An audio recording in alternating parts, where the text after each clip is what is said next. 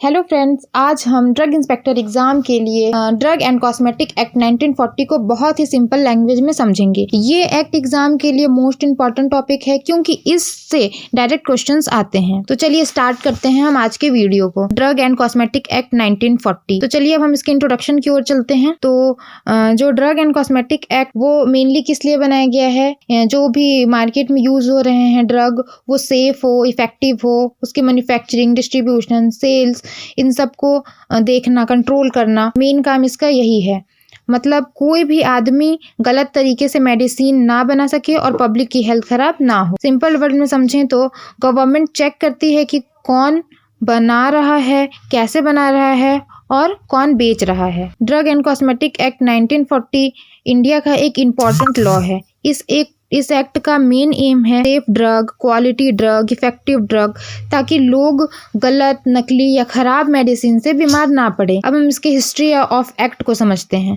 तो जो ये एक्ट है वो 10 अप्रैल 1940 को इंडियन लेजिस्लेशन ने इसको पास किया था। बाद में इसमें टाइम टू टाइम बहुत सारे चेंजेस और अमेंडमेंट्स किए गए हैं, जैसे कि 1955 में, 1960 में, 1962 में, ऐसे करके 2018 तक इसमें बहुत सारे अमेंडमेंट और चेंजेस किए गए हैं। ठीक है, तो जो ड्रग एंड कॉस्मेटिक एक्ट्स है इसको कितने पार्ट्स में डिवाइड किया गया है? इसको 18 पार्ट्स में डिवाइड किया गया है। तो इससे इम्पोर्टेंट क्या बनता है कि जो एक्ट है वो पास कौन से ईयर में हुआ। तो हमको याद रखना है कि जो ये एक्ट है वो 1940 में पास हुआ है और ये ठीक है। और इसमें अमेंडमेंट कब किया गया है?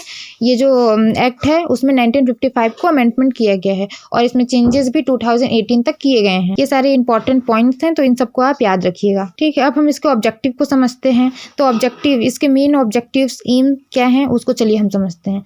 तो पहले तो ये है कि सेफ्टी इंश्योर करना, कि मार्केट में जो भी ड्रग हैं वो सेफ हो, क्वालिटी मेंटेन करना, कि मेडिसिन्स की स्ट्रेंथ, प्योरिटी और स्टैंडर्ड सही होनी चाहिए। मैन्युफैक्चरर एंड सेल कंट्रोल करना, बिना लाइसेंस के कोई ड्रग मैन्युफैक्चर या सेल नहीं कर सकता। फेक ड्रग को रोकना, नकली, मिलावटी और गलत ड्रग पर कंप्लीटली बैन करना, पब्लिक हेल्थ को प्रोटेक्ट करना इस एक्ट सबसे पहला और इम्पोर्टेंट गोल है। फिर और भी इसमें कुछ ऑब्जेक्टिव्स हैं, चलिए हम उनको समझते हैं। प्रोटेक्ट करना पब्लिक के हेल्थ को, मिनिमाइज करना हेल्थ रिस्क को, कॉज को, ताकि जो दवाई से होने वाली साइड इफ़ेक्ट है उसको हम कम कर सकें।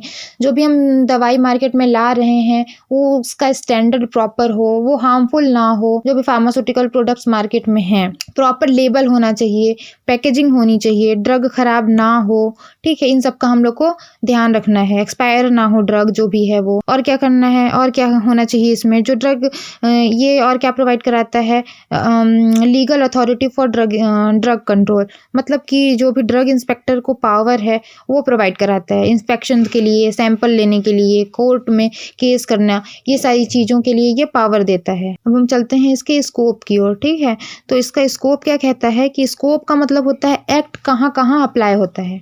ठीक है, तो सबसे पहले तो ये जो है इम्पोर्ट के लिए, इम्पोर्ट ऑफ ड्रग। ठीक है, मतलब कि इंडिया में आने वाली जो भी फॉरेन मेडिसिन्स हैं वो इंडियन स्टैंडर्ड की ही होनी चाहिए।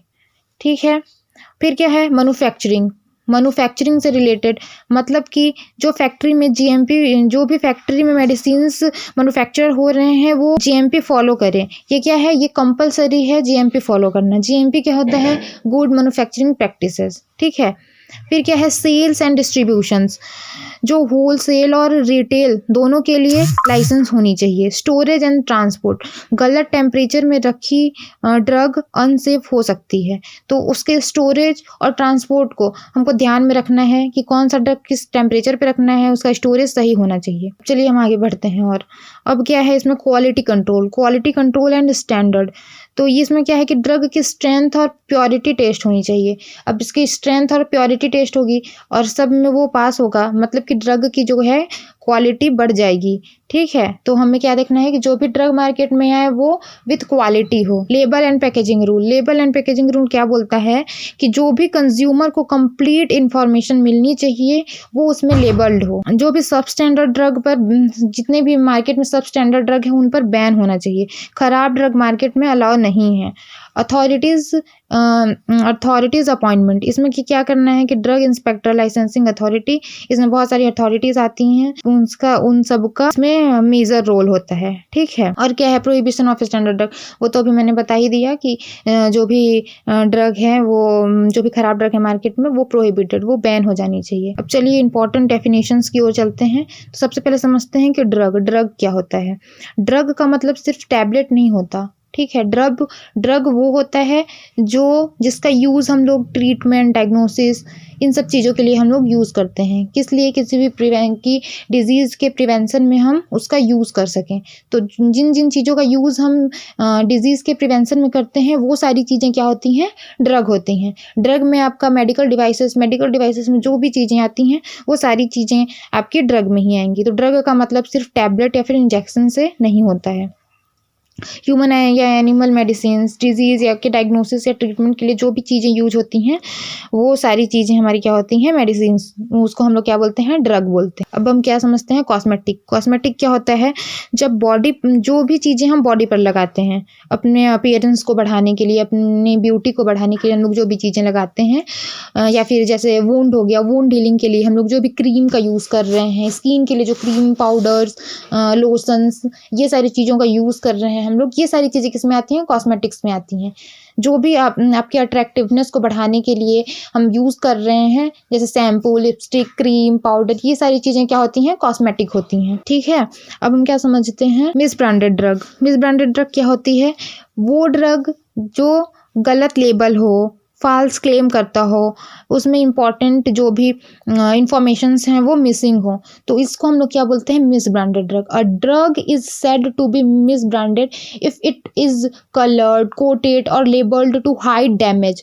द लेबल कंटेन्स फॉल्स और मिसलीड इंफॉर्मेशंस। ठीक है, मिसलीड करता हो, जो भी इंफॉर्मेशन लिखे गए हों वो क्या होगा? मिसिंग होगा या फिर फॉल्स होगा, तो वो क्या हो जाएगा? मिसब्रांडेड ड्रग उसको हम लोग बोलेंगे। ठीक है, अब क्या होता है? एडल्ट्रेट ड्रग क्या होता है? जो एडल्ट्रेट ड्रग होता है वो होता है हार्मफुल सब्सटेंस। उसमें हार्मफुल सब्सटेंस प्रेजेंट होते हैं, जैसे टॉक्सिक सब्सटेंस। और क्या होता है उसमें? डर्टी कंडीशन में बना होता है वो।